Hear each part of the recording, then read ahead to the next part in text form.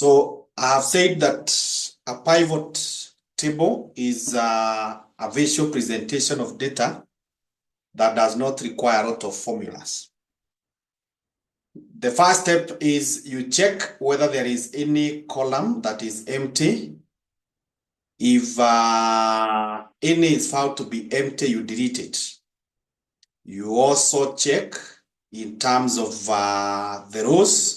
If any is found to be empty, you also delete it. Now, if you have confirmed that none of them is empty, the next step you take is you click anywhere inside the data and you convert this into a table. You convert this into a table. How do you convert into a table? You just press Control T. Control T. When you press Control T, you can see now Excel has selected the entire data and it is asking you whether this is the range of the cells that contain the table or the data that you want to convert into a table. And then you must check that it has headers. This one must be ticked so that it is able to pick the names of these columns. So you just click OK. So that data has been converted into a table. Now, the advantage of converting into a table is that later on, when you get new data, and you come and fill it at the end of the data, uko chini, Excel will just update and it will update anything that is derived on this data. So you only update the data here and it updates everywhere. It's dynamic. So that's the reason why you should convert your data into a table. Step number 3 is now to insert the pivot. So once again, you just click anywhere here. You click anywhere here inside the table. Then you come and click here, insert. You click insert. When you click insert, you can see the pivot table here. Pivot table here. So you click pivot table. So when you click pivot table, it is asking you whether you pick the data from table 1. We never assigned a specific name to our table that we created. That's why Excel is picking it as table 1. But if we had assigned it a name, it would be giving us that particular name. Now from there. Excuse me. Yes. I've not gotten how we have inserted the pivot.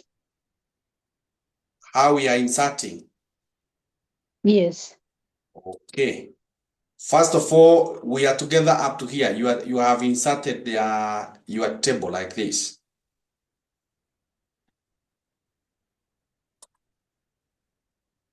Mary, is your data like mine?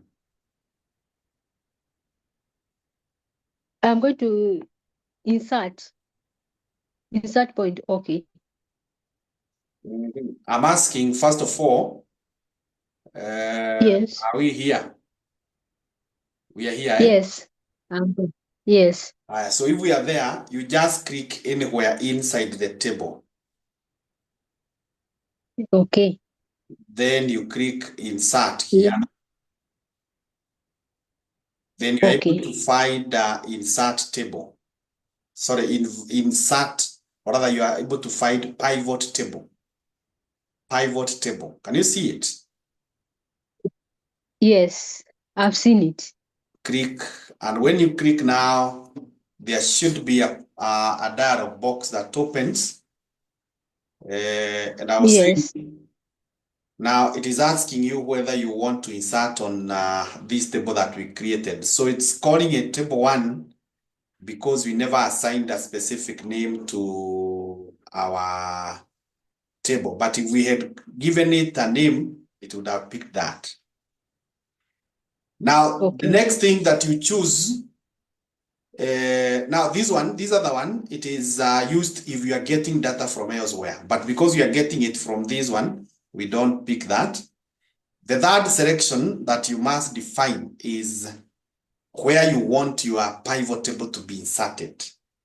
We can go to a new worksheet or we can insert it on the existing worksheet. So for now, I want to take the direction of a new worksheet. But when we will be revising for the exams, or when we'll be revising the past exams, I will demonstrate one that we shall use the existing worksheet. Yeah.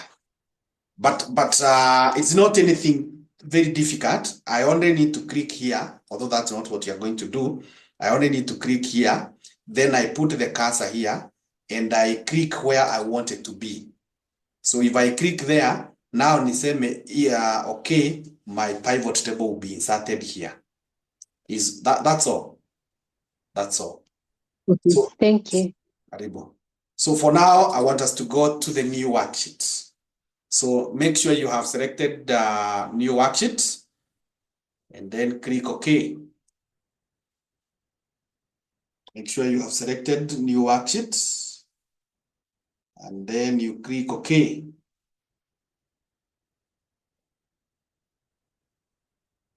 So if you have clicked OK, then it has opened for you a new worksheet that has this table here with the frame.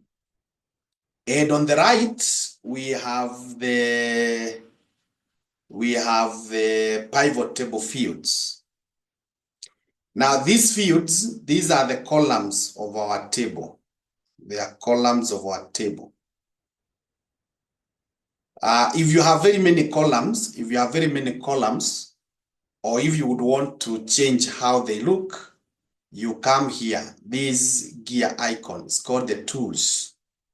So if you click here, it gives you some flexibility.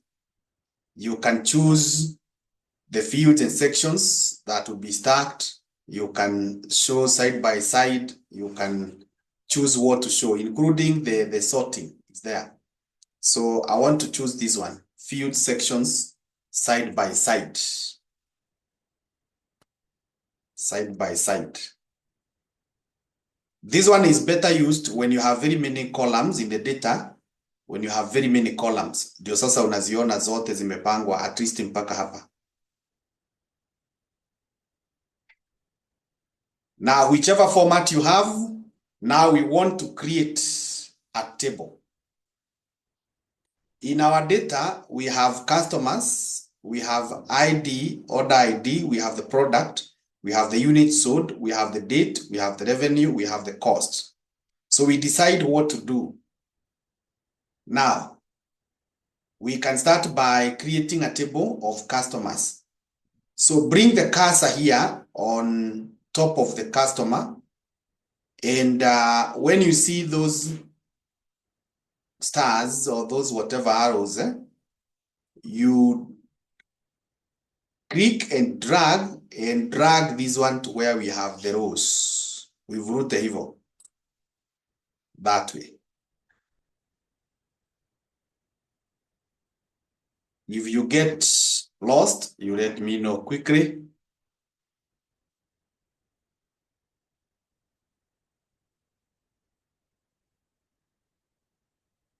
Now that tells you, if you look at what we have here,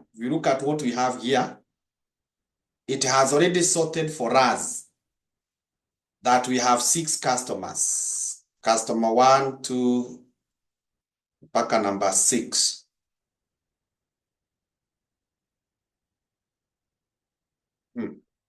That customer number 6, I think I had added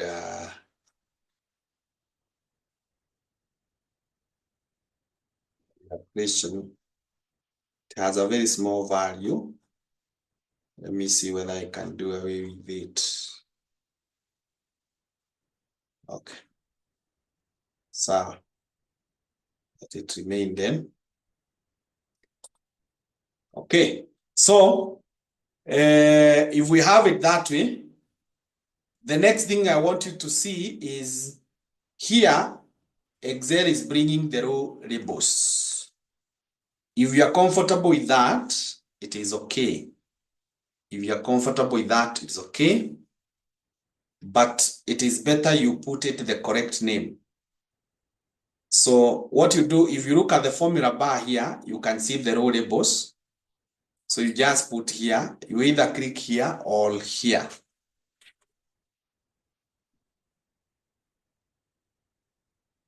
Yeah, pick a line.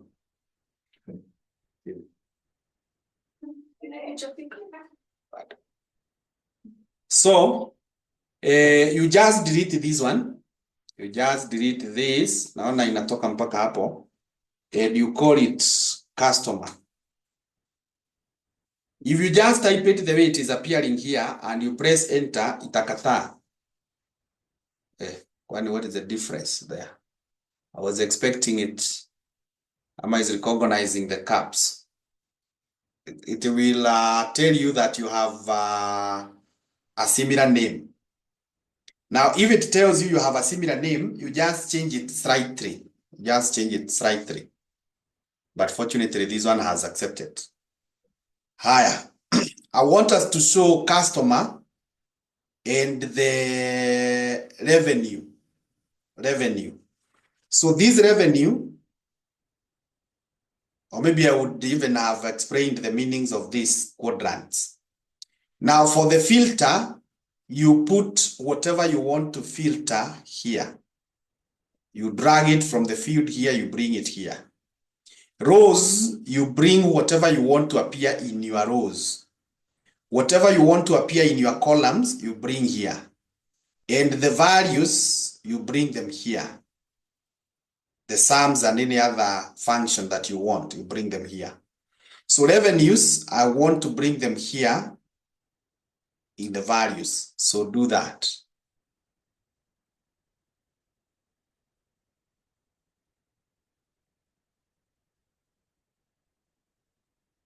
So when I do that,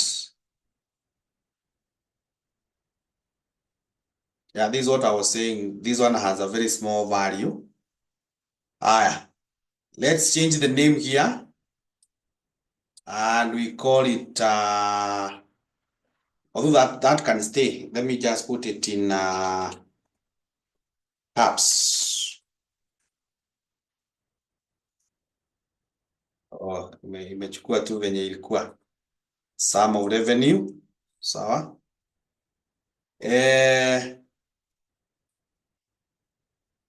If you click anywhere outside the table, you find that the fields here disappear.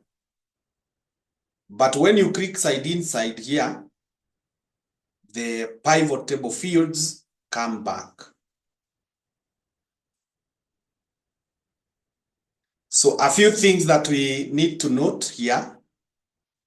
One is you can just format this data like any other. You can format like any other. You just highlight this one. You highlight. When you highlight, you right click. You right click.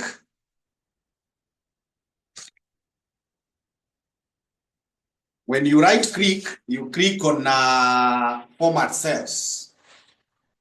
You click on format cells.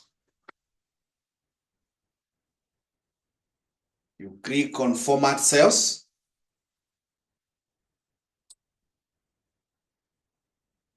Now you can format as you desire.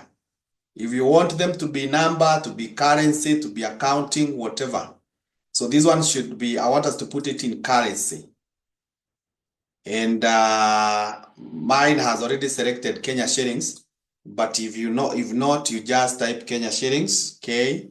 You look for it down here, Kenya shillings.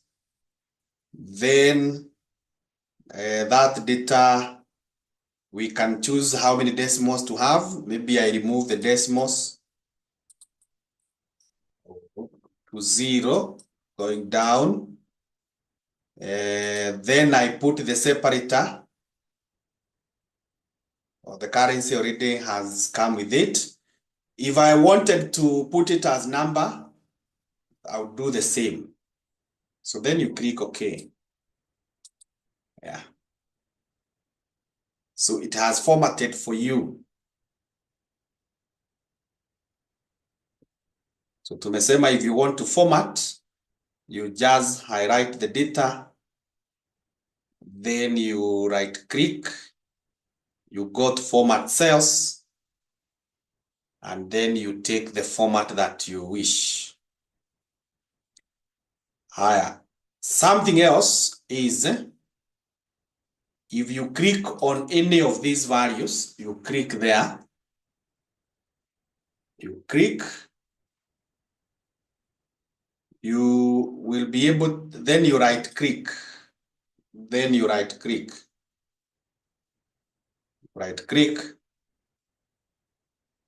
you can be able to sort out this data. You can sort it from the smallest to the largest. So if I click from the smallest to the largest, naona imenipangia that way. If I want to sort again from the largest to the smallest, that way. Yeah, that's how to sort.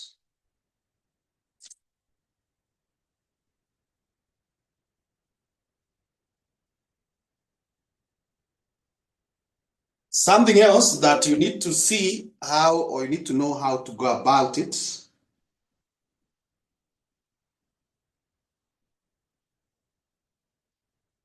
is that this data, you can express it as a percentage. Or maybe I could bring it on these other columns. So if you want to have this and you show it as a percent, nitakuja tena hapa nichukue hii revenue. I bring it again here kwa values. I bring it. You see now is showing you that this is revenue 2. And it has adopted the format that we have already created here. So if you want to show this as percentages, if you want to show this as percentages, you just click on any one of them. You just click on any one of them. Then you right click. And then you come here, show values as. So you can chagua any of these values, any of these that you want. So for now, I'm only interested in the percentage of grad total. Show values as percentage of grad total. So that gives you the percentages. That gives you the percentages. Excuse me, Mwalimu. Yes, India.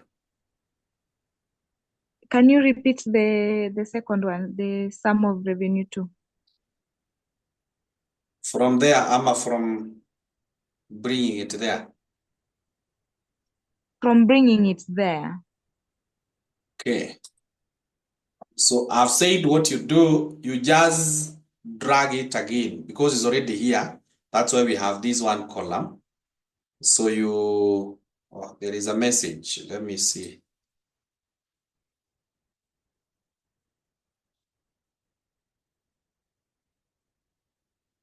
Oh, yes, Alice, I can see your message and I can see you. That's good. Okay, let me open this chat so that we don't miss message. Okay, so nimesema these units are already here in the values. So what you do, you bring them again. You bring them again there. And before I forget also on that, if you don't want it here, if you don't want it, You again point at it na unaitoa hivi. Unaileta hapo nje. Yeah, it goes. So let me return it. So once I return it, I want to express this as percentages. So we have said you click on any one of these. You click on any one of them. Then you right click. Right click. When you right click, you come here to where you are told show values as. Show values as. The grad total. Percentage. That okay, Cynthia? Yeah, that's okay. Good. I think we have seen several things since we have begun. We have seen how to change the title here. We have seen how to format the data. We have seen how to sort the data. We have also seen how to convert into percentages and how to remove from here. Something else is if you want to filter this data, in terms of customers, to filter means you just want to see a selected portion of the data. So again, you come and pick the customer here, unaleta kwa filters. You pick the customer here, you bring to filters. When you bring them to filters, you be clicking here, and then you select the one you want. So if you want to see customer 1,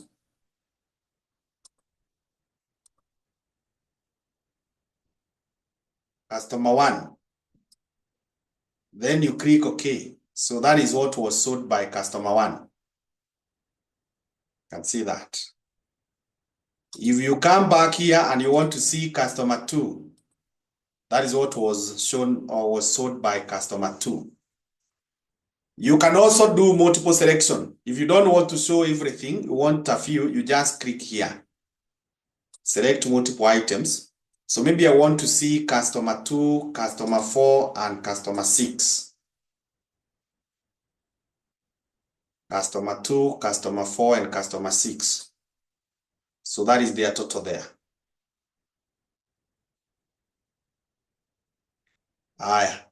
If I don't want to see these filters, I just come and remove it.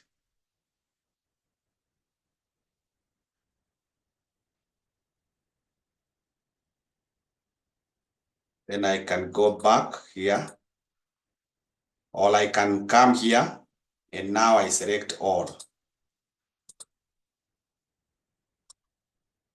I want to select all. Okay.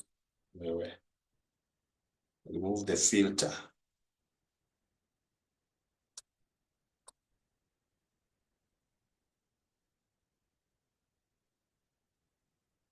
So back to my data. I think those are the basics that we needed to understand there. The next thing that now we need to see is how you can draw a graph, how you can get a graph from this data. How you can do a graph from this. And maybe even before I go to the graph, before I go to the graph, you can copy this one. You see, if you copy this one, Control C, and you paste it down here. Yeah. So you can do another table here. So sasa tuseme sitaki hii ya pili niitoe hapo. Yeah. So you can as well copy this one and bring it here. Especially when we'll be doing the past papers and we are told to do several pivot tables, we just copy from there. Alternatively, you can go back to the original data, and we'll be doing that in a while. And then you will be creating a new one. Haya. So sasa hii, I want to remove this one. I want to remove it. Back in hii. So I was to show you how to do a graph. How to do a graph. So you just click inside the pivot table there. When you click inside the pivot table, on the menu bar, pale kwa green, on the menu bar,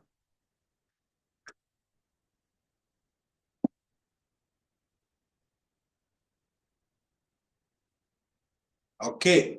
Why I've said removing the filter, you can remove it from here, or you just undo. If I had brought it here this way, so I'll just come and remove it that way.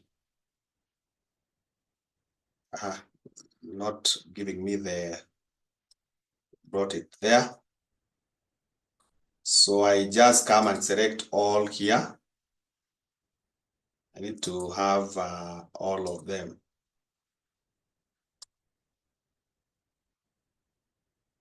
So you just remove it from here, or you just undo.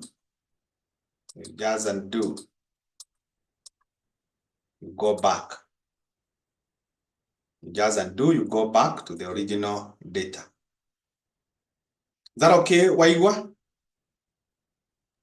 Yes. Good. Haya.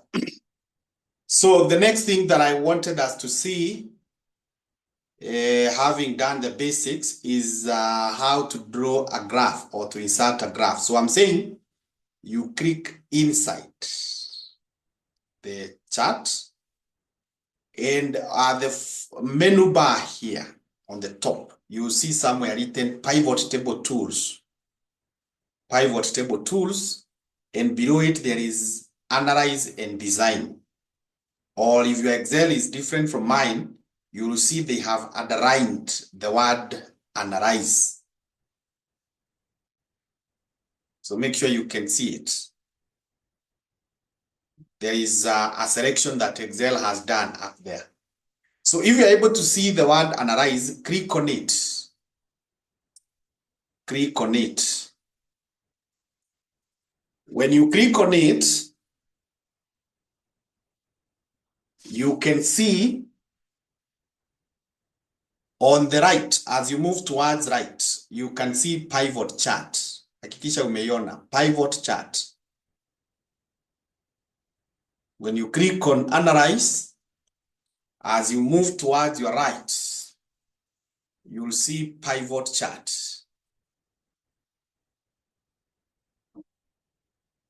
So if you have seen it, you just click. You just click.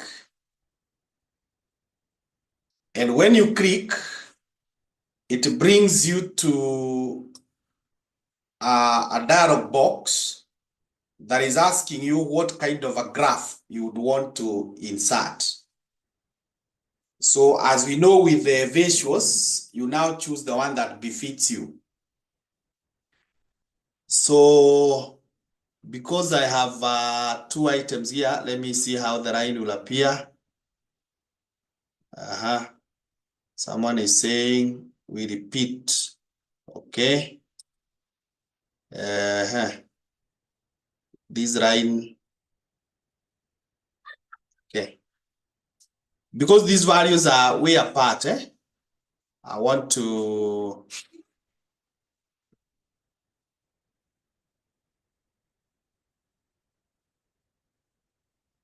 okay, let me see who said we repeat. That is Nyaga. I want first of all to do away with this column. So I will come and remove it from here. I'll come and remove it here. Just drag it outside. hivyo tu, imetoka. So ikishatoka, so this is what I'm saying. You come here, click inside the table. Nyaga, I hope you're following.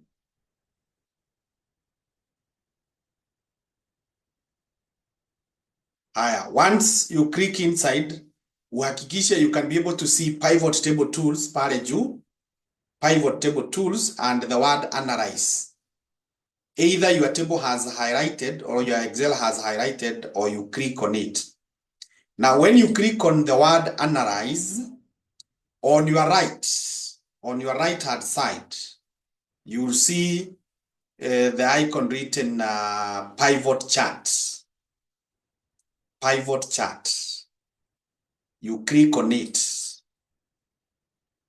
So when you click on it, it gives you the argument or the dialog box where you insert the visuals. So you can choose which visual you want, whether you want the column, the line, the pie, the bar, or whatever else. In the exam, the examiner will tell you which kind of a graph they want. So for us, let's just go with this column, So if I'm going with the clustered column, I just click OK. Na graph ndio hiyo.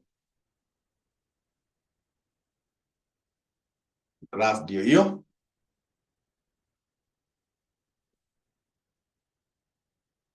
We already have covered about visuals, so we know a lot. But there is something else, just one more here. You see these ones, these fields, the sum of revenue and the customer. We may want to hide them. So what you do, you just point to them. You point them with your cursor, right click. You point there, then you right click. When you right click, you go to the third last item here. Imeandikwa hide all field buttons.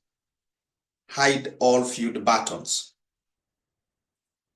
So you click on that. So inazitoa.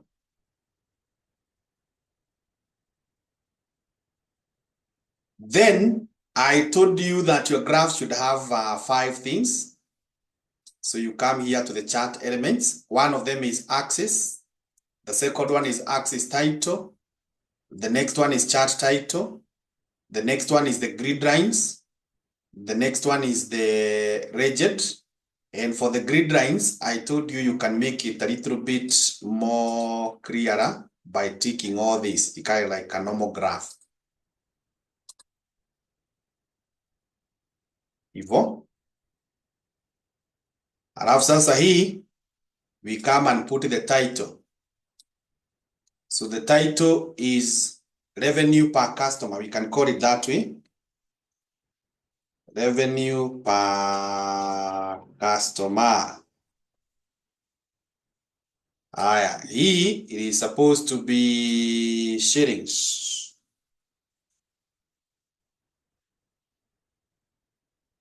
This one is supposed to be customer.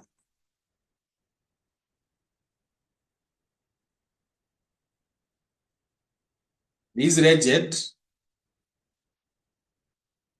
I prefer showing it at the top.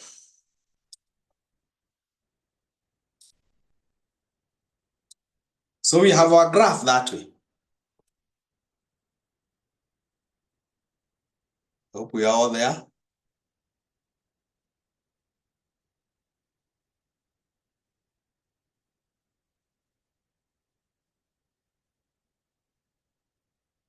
So if we are there, I want us to insert another pivot table. So let's go back.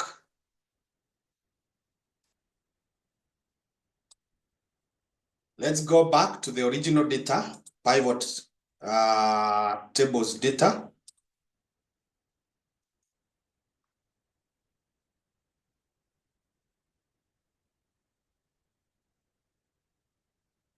Either do like I'm doing, or you can shift control home. Rudi huko juu kabisa.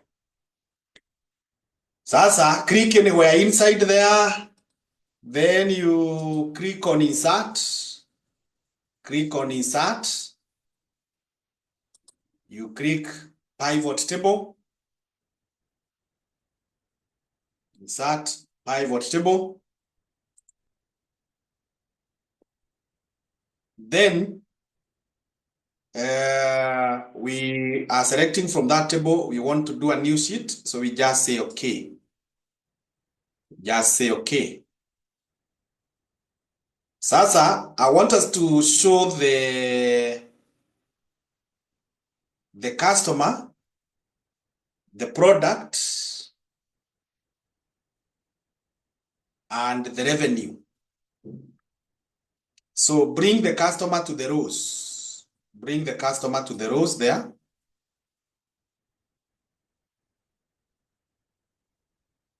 Then bring the product to the columns.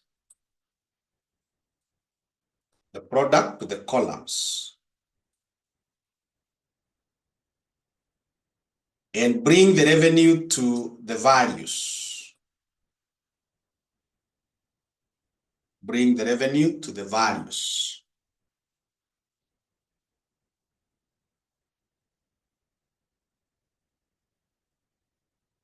So this one, I will not repeat whatever else we have done because I need to move to show other things. Formatting, you can do even sorting.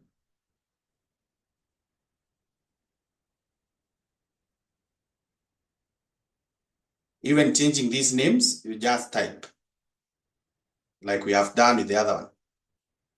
So click inside the table or anywhere within the table. When you do so,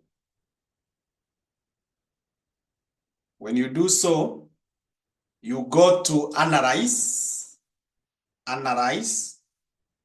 then pivot chart.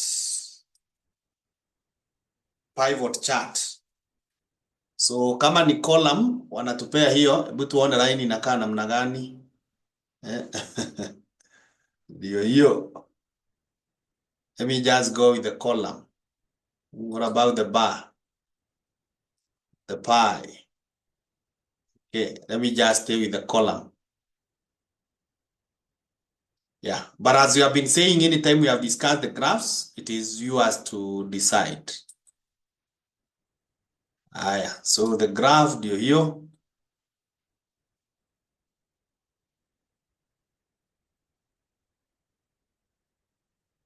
So when the graph is like that,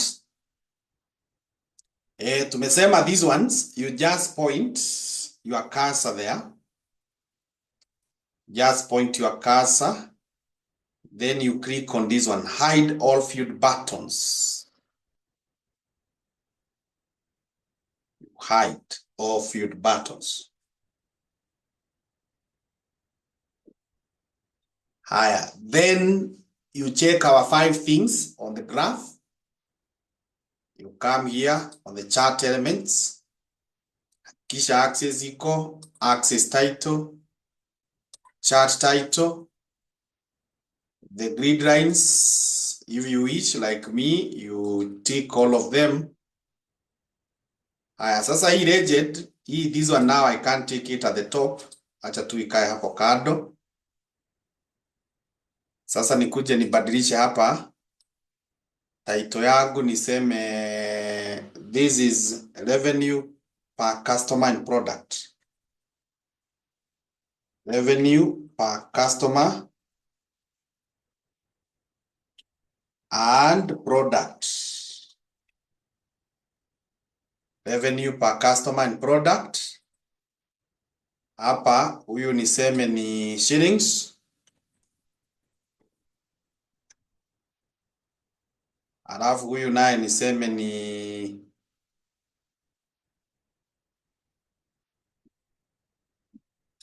so on this side we have customer and product.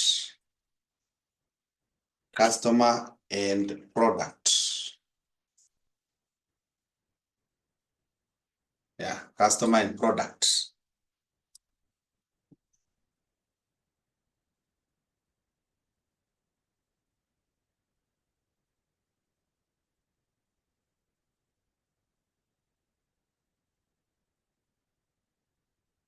So if we are together at that point, can you say yes? We are together at that point, say yes.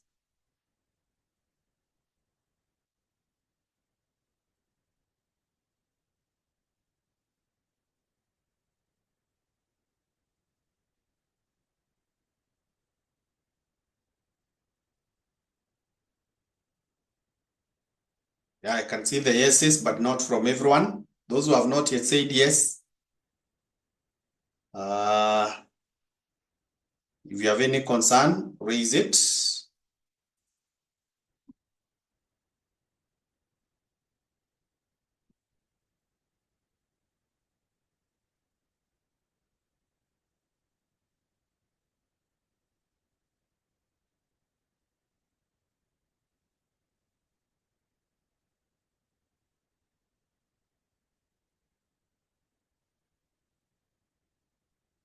Okay. So I can see all the yeses, no concern. That's good. Now that you have said you are okay, I want you to insert a pivot table. I want you to insert a pivot table on sheet 3. I'll tell you what to select. I'll tell you what to select. Enda kwa pivot, enda kwa hii data. Enda kwa hii data. Insert a pivot table. Insert a pivot table.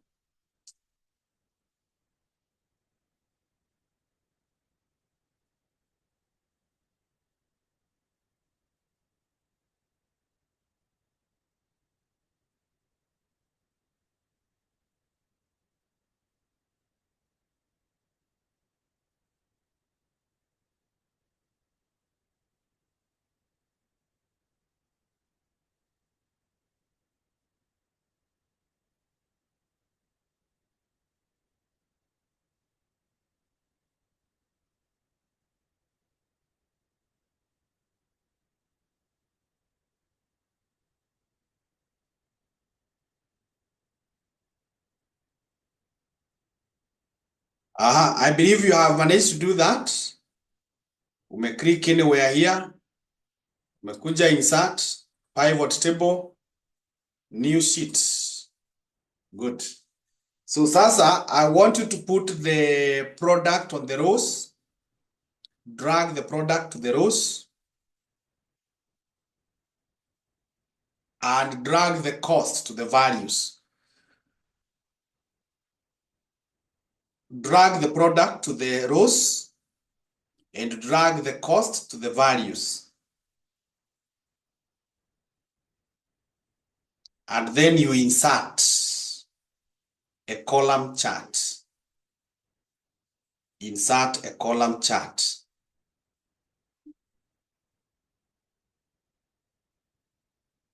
Insert a column chart. So tumesema product kwa rows, cost kwa values.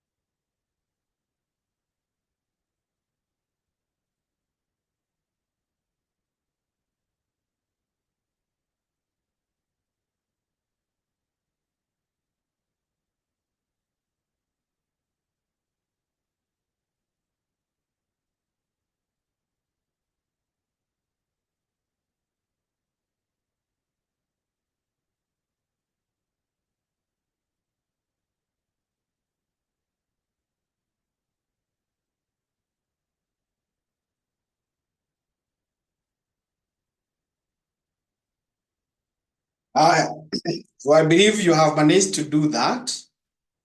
Mesema product kwa rows, costs kwa values. Hiyo. Then you have click inside here, analyze pivot column, uje ukaweka hivyo. Then you have hidden this. Then you have come here to the axis, the grid lines. If you wish, not a must. The rigid, I want to put it at the top, not a must, you put it at the top, you can put wherever you want. So this is product costs.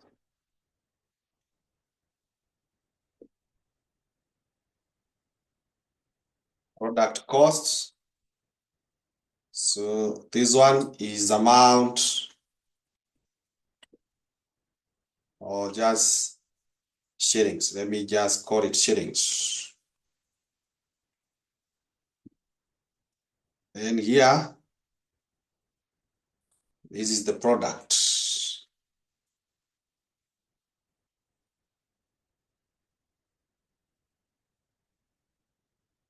Good. I believe all of us are able to do that. So if you're able to do that, let's do another table. Let's insert a fourth one. So insert a pivot table, new worksheet.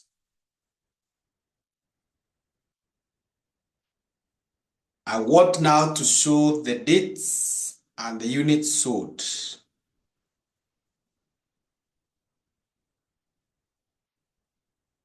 I want to pick the date ikuwe kwa rows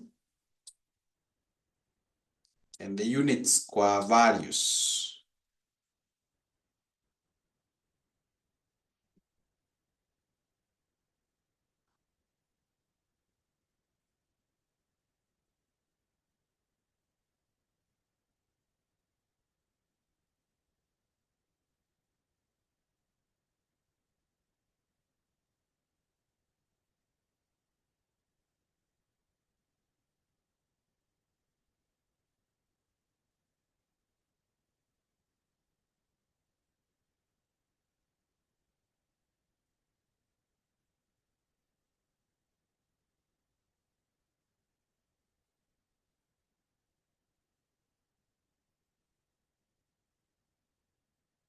So I hope you have something like that.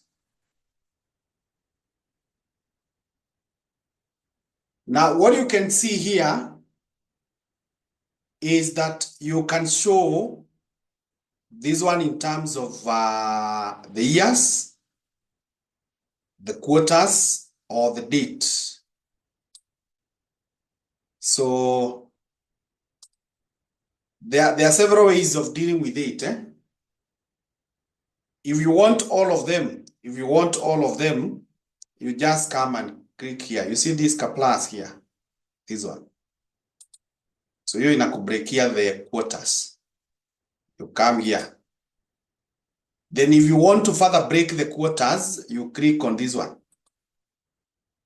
So here we only had the September. Sorry. I need to click on this one. So here Q4, it had those ones. So you can go breaking them that way,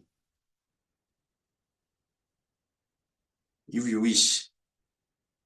Now that's the farthest we can go. These ones are not brokeable, if there is a word like that. They are not brokeable. Because you can see they don't have that option here. So we can have them like that.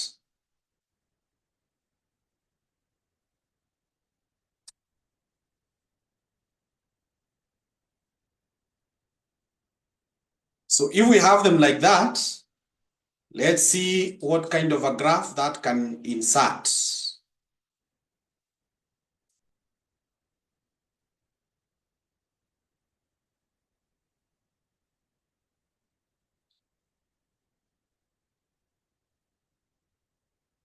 And go for the column. Let me still go for the column.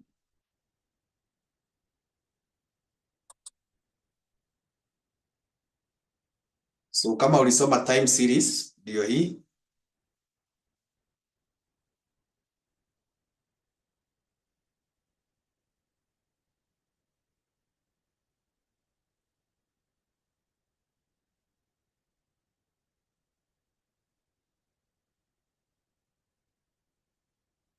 Oh, quarter 2 is not broken.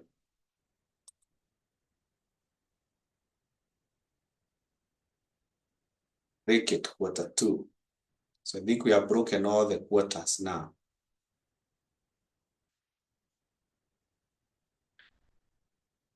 So if we have done that, we hide these fields.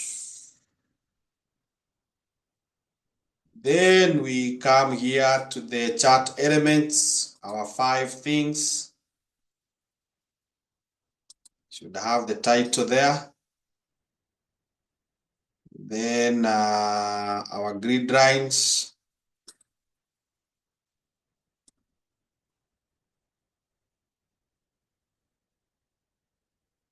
Then the legend. The legend is, I can put it at the top.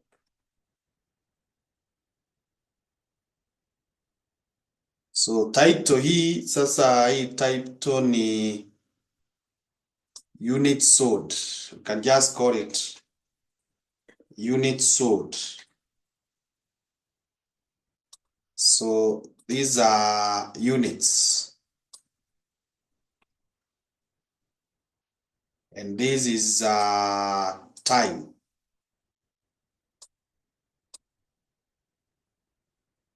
You can say time in years or in whichever, or you can just put it that way. Yeah. So now we have 4 graphs. We have 4 graphs.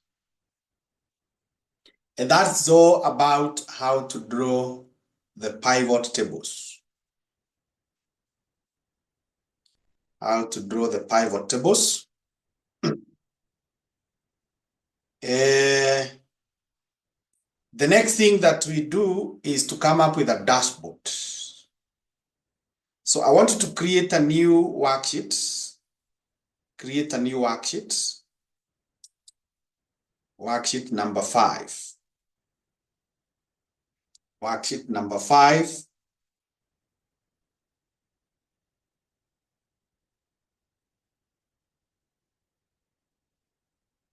Worksheet number 5.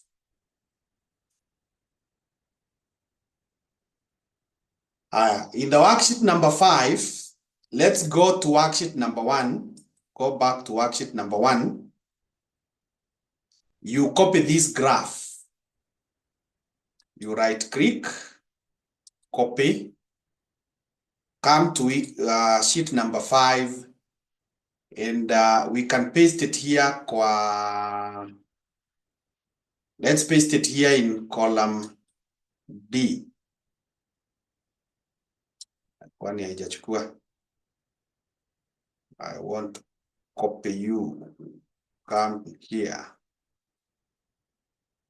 You are refusing to copy. Control C. Control V. Namna gani? Is yours copying?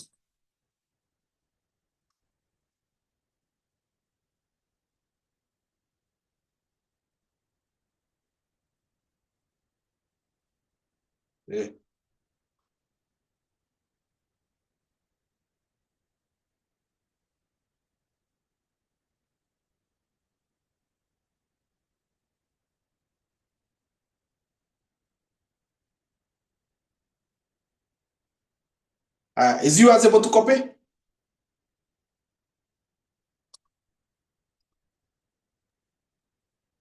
No. Okay. Some are saying yes, others are saying no. It should copy. I don't know why even mine is misbehaving. Should copy. They should copy and paste. Sasa na nikikata bado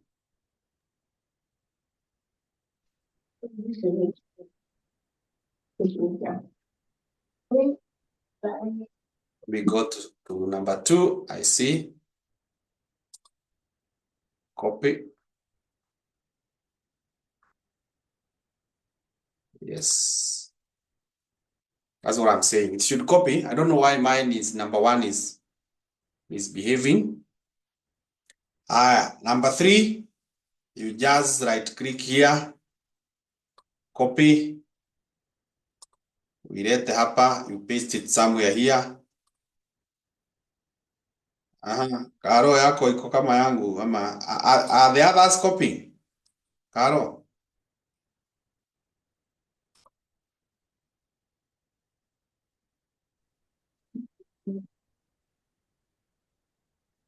Nirudi kwa 1 nione kama sasa itakubali.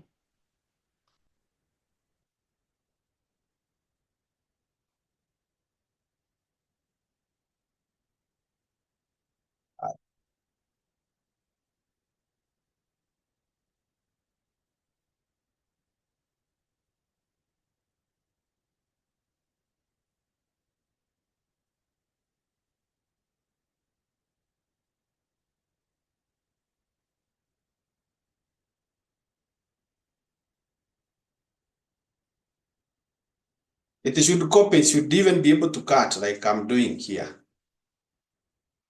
It should cut and paste. So sio hiyo nataka, ninataka.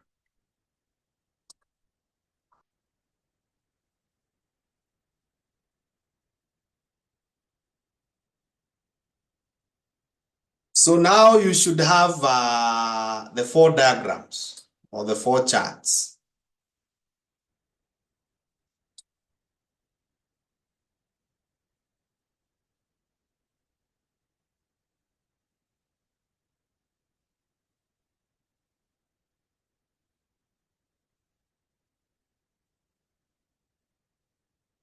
If you're not able to get there, let me know.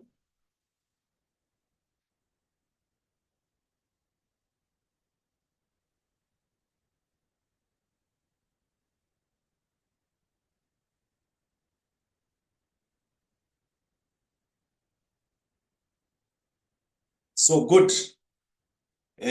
Kama tuko hapo, nataka sasa tufanye alignment. So ile alignment nataka tufanye, it is to have these graphs zitoshe the entire space. Now the entire space that I want us to use is from column E. First of all, tutaacha 2 rows. You see the way I have left row 1 and row 2. Those ones, tunaziacha. Then, hizi graphs, nataka zikuwe spread, zikuje mpaka hapa. Na hii ingine, tukue tunaona mwisho wake. Tunaona mwisho wake. So, I don't know how many lines these are. 1, 2, 3, 4, 5, 6, 7, 8, 9, 10, 11, 12, 13, 14, 15, 16, 17, 18, 19, 20. So if there are 20, na nataka zitoshane, each one ichukue 10. So hii kwanza nivurute huku, kuja hapa. Nataka ichukue 10. 1, 2, 3, 4, 5, 6, 7, 8, 9, 10. So inakuja hapa mpaka, umeona 1, 2, 3, 4, 5, 6, 7, 8, 9, 10 kwa O. So I expand it that way. Then sasa huyu mwingine sasa atakuwa rahisi, nina expand mpaka hapa kwa O. Hivyo.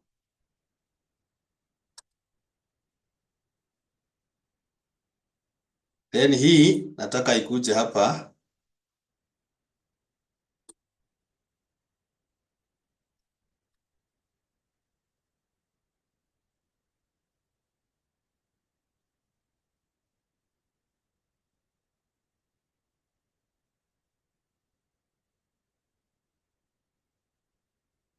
So hii nayo nihakikishe zimetoshana.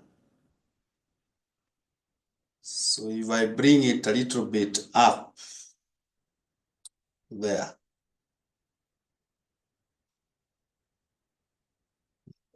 Oh. So kwanza huyu nirudishe huku mpaka hapa. Alafu nirudishe zikuje hapa.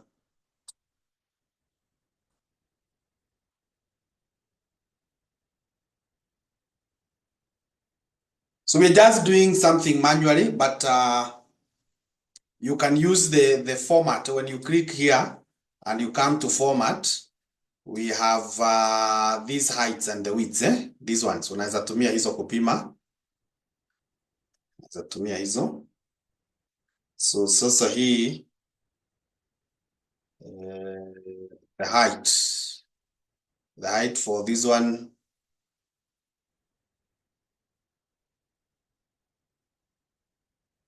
if I make it 7. Hii nayo it must increase. So this one I increase it to 7.1. This one I can reduce it to 7.1. Ndio sasa huyu akuja hapa juu kidogo. Yeah. Then hapo, so wewe songa na huku mpaka hapa. So hii tumeona they should be 7.1. So down to 7.1. Even hii kuanza kuja mpaka hapa. Alafu sasa usonge juu mpaka hapa. And I want your height to be 7.1.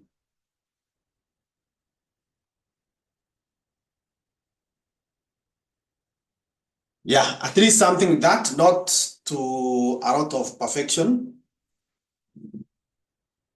Please tuzipange hivyo.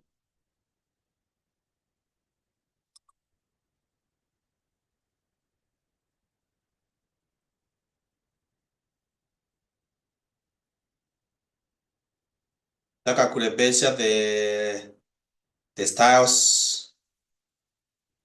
You can pick them there from the design.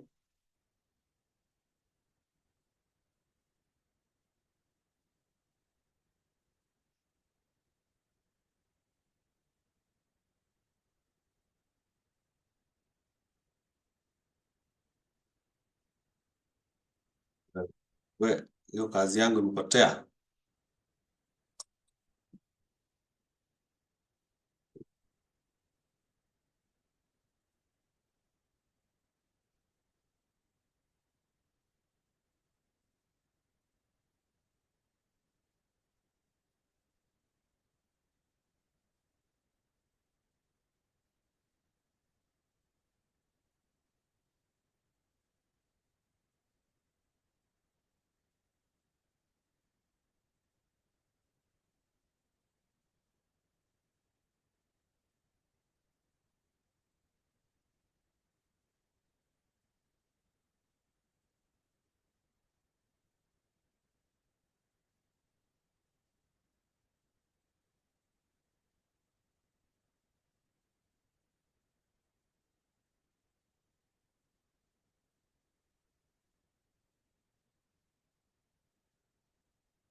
New notes.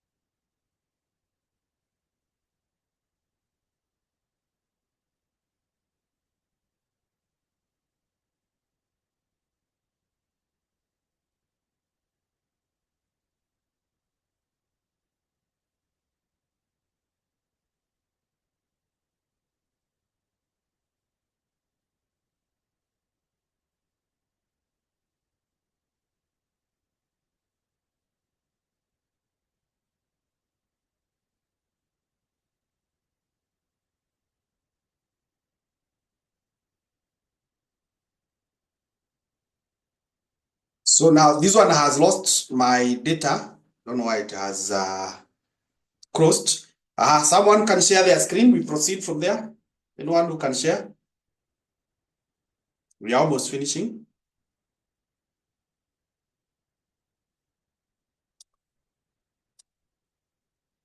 Someone to share the screen.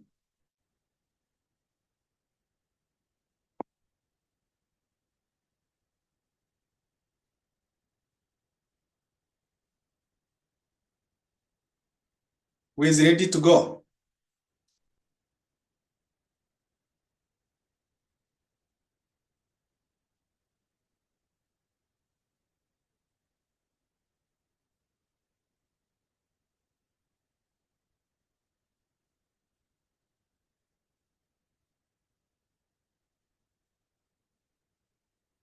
Hey, are we together? Well, I was in my own world.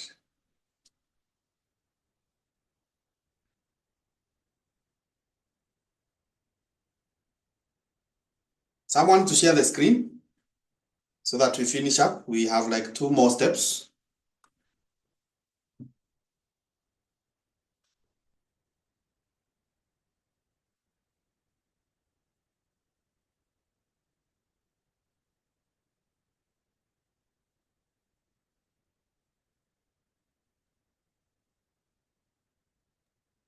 Mwalimu, let me try share mine. That's who? This Cynthia. Okay, share. Good.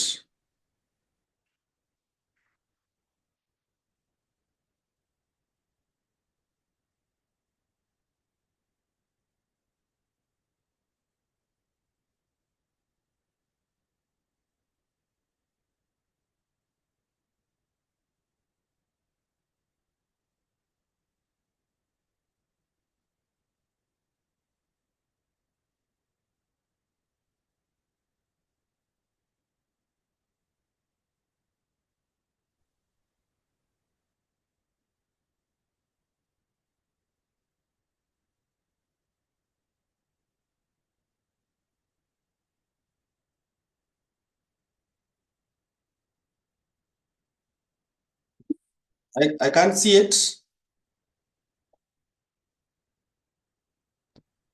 Just a moment. Unless someone else is ready. Just proceed. Just proceed, Cynthia.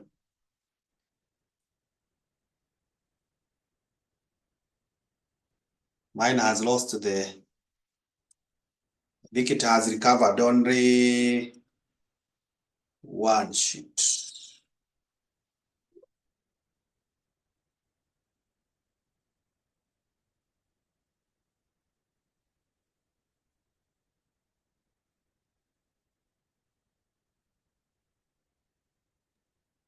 Is someone else ready? Because mine is still loading.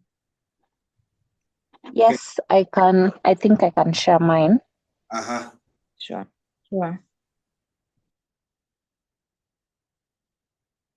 That's who?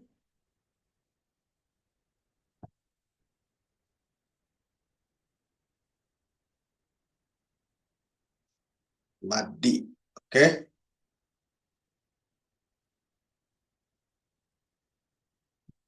Good. Maximize the screen. Can we be able to see beyond that?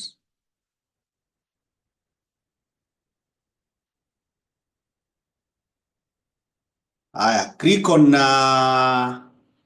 the X so that we cross the fields. This X on the right. Good.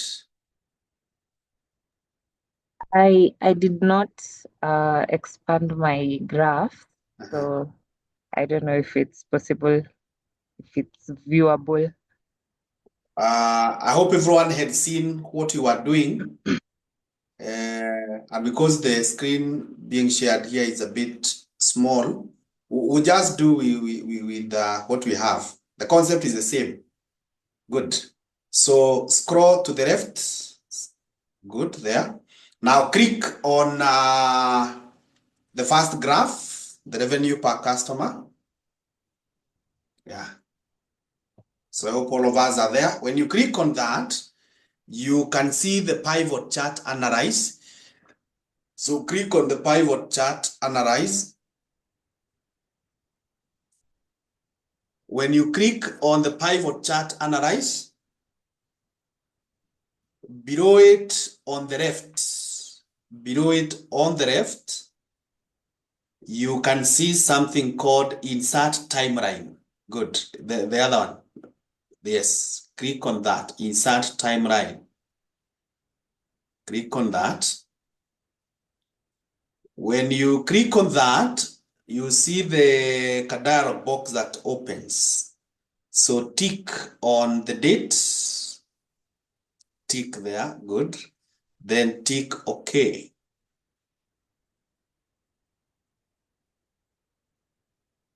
Yeah. So I would like you to move that to the left. Iende isimame hapo kwa A3. A3 hapo. Alafu sasa vuruta the right side ndio iende kwa C. Hapo. Good. Yeah. So that is kind of a filter. It is going to help you see different months at each at once. For example, ebu click now hapo kwa July, the blue box hapo down there. Yeah, when you click there, you can see this table is moving. You can see the revenue per customer is moving. I click on August. You can see it's moving. You can click on September. Yes, you can see it's moving. So that helps you now to see the values per the dates. The values per the dates. If you want to go back, when you look at the top right of that diagram, you can see there is X there, the red one. That is a filter. So when you click on it, it removes the filter and we go back to all of them. Yeah. That's how you insert the time frame. I want us now to insert something else. So click on the table, the revenue per customer, that graph. When you click on it, you go to pivot chart analyze. Pivot chart analyze. And now I want us to insert the slicer. Hiyo imepakana hapo na, yes, that one.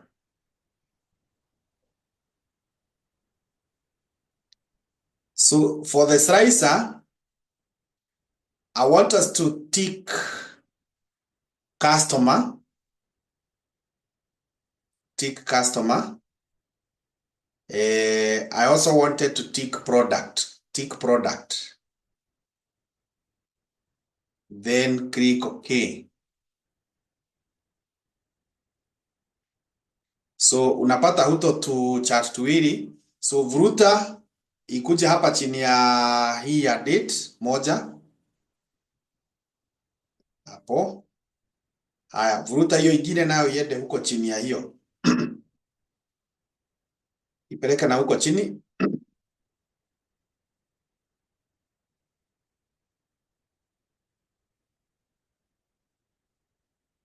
Haya, yes, good. Good. Hapo. Perfect. Do the same kwa hii ingine ya customer.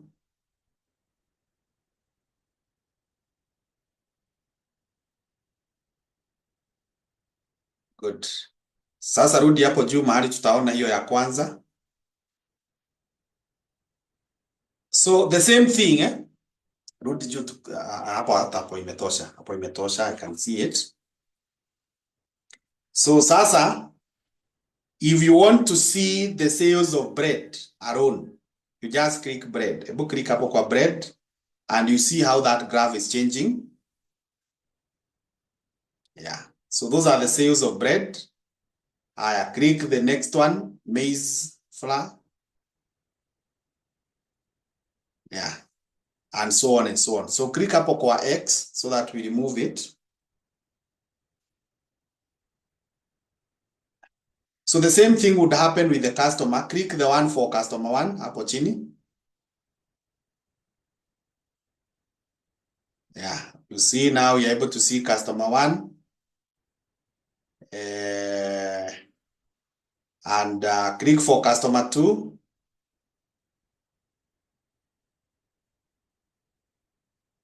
Yes. So that is how you insert the slicers. But one thing you notice is that only one table is moving. The others are not moving. So this is what you do to have all of them move, because that is how they should be. So kuja kwa hii ya date. Hapo kwa date, right click anywhere inside there. Teremuka hapo kumeandikwa report connections. Report connections. Report connections. So click on that. Now, when you click on that, you can see the tables that are shown there. So tick all of them. Tick, tick, teremuka kama kuna zingine. Yeah, kama hakuna, click OK now. Aya, do the same kwa product. Point the cursor anywhere there. Right click, report connections. Tick all those tables.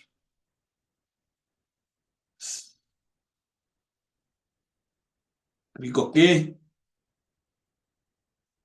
Do the same for the next one. You are a customer. Report connections.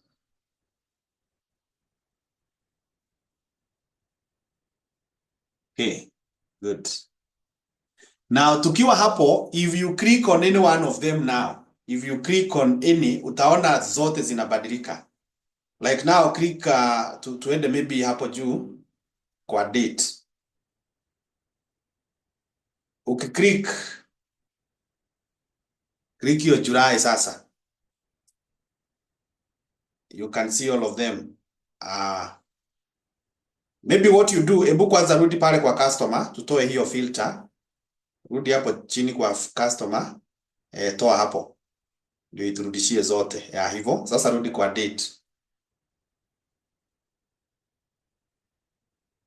So if you click now, like August, click August. You can see all the graphs now are changing at once. All the graphs are changing at once. The same thing now, if you remove your filter kwa date, enda kwa product.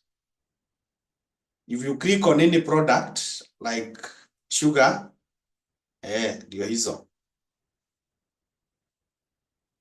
The same, if you click milk, you can see all of them are changing. Good. Remove that filter. Remove that filter. Tuende kwa customer. Do the same. Click in customer. Yeah, you can see the figures. Click on another one.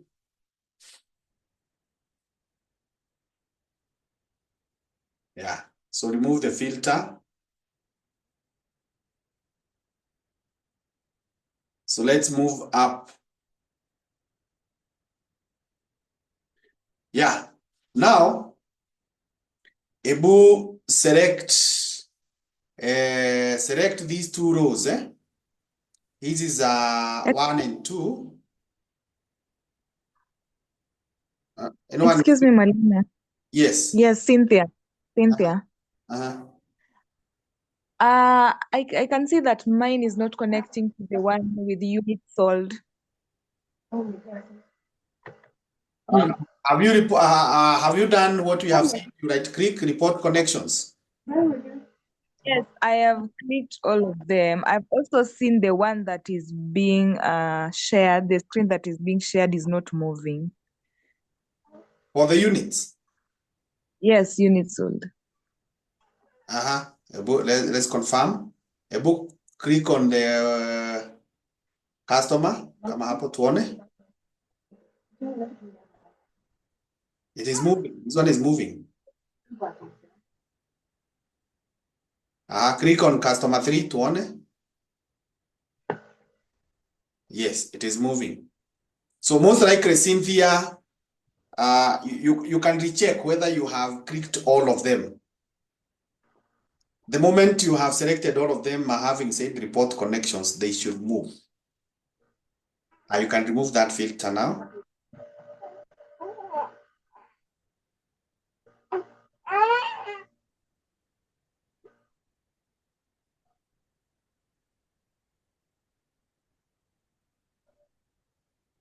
India, are you checking? It's moving. I have checked all of them, but I don't know why. The others 3 are moving. The other 3 are moving, except the other one, the 4th one, the one for the unit sold. Yeah. Okay. That one I'm not now sure why it should not move. Because, and you're saying it is failing to move for all the 3, what date, product, and the customer. Zote zina move, except Nasema, now the naona hutu tumeweka ka date na the slicers, the frames and the slicers. So none of them is able to move the dates. Hii table ya dates. Unasemaje? Si tumeweka hapa kwa slicer, unaona hapo kuna date. Yeah. Na kuna hii table ingine ya product. Yeah. Na kuna hiyo ingine iko hapo chini ya customer. Yeah. So you are saying that you have reported connections and ticked for all the tables. Yes. And none of them is, when you click any of them, none of them is making the table to move. No, I'm saying if I click the other one for the slicer, if I click OK, it's moving all the tables except the table 4. Yes, that's now what I'm asking. For the 3 slicers, each one of them, none of them is moving table 4. Yes, none of them is moving table 4. Maybe you need to see how. I'm trying to wonder how comes it can't. If you are saying you have selected all the tables, it should pick. It should pick. I'll need to figure out why that is not happening. Okay, please. But for now, I expect them to happen, to move all of them. Okay. Good. So let's go back up there. Nilikuwa nataka uselect those 2 rows mpaka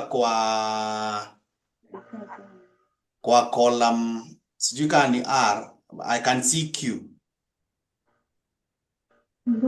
Select the 2 of them, then you merge and center.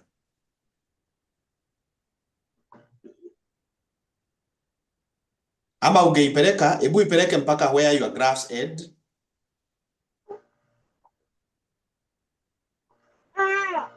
Hapo. Merge and center. Aya, sasa type hapo, ndani type dashboard.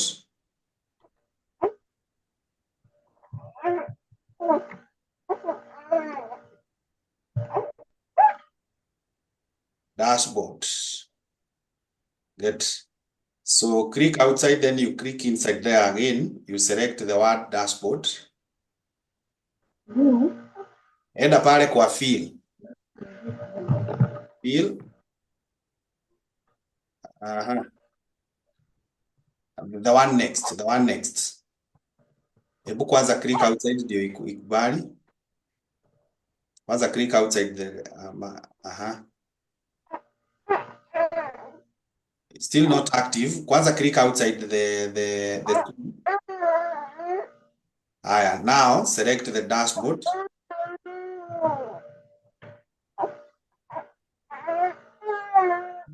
How comes when you select it? Now click insert there. Maybe it will work that way. Now put any color of your choice. Click on that drop down. Put any color of your choice. Yeah, good. Whichever. Maybe now change the font size of the dashboard. Equal a little bit bigger. It is already 11. We can make it around 16. Ebu point kwa 16 tuone inafika wapi. Weka 20. Yeah, good. Click wacha ikae hapo kwa 20.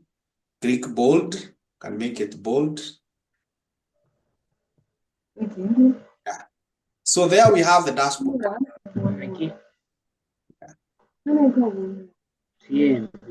So any question?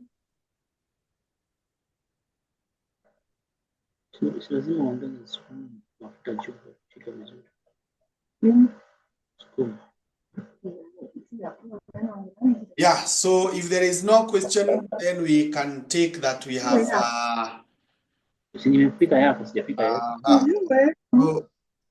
sasa naongea. That is India. Let me mute her. Ama ni Steve. Okay. So I was saying that now we have been able to see how to do the pivot tables and how to do the dashboard. They go hand in hand. At times utapata wamekuuliza you just do the pivot tables. Other times they will ask you to do the dashboard full. Yeah, and a dashboard must be dynamic. It must be dynamic. So I think we just call it a lesson at that point. We now hope to meet on Thursday to highlight any issue if there will be. If there will be no issue, then we take a break. Patane sasa next week when we start now revise the past papers. So thank you very much. Good night. So huyu ni Madi. So Madi, thank you for sharing. So I hope everyone has understood that. Thank you very much. Good night.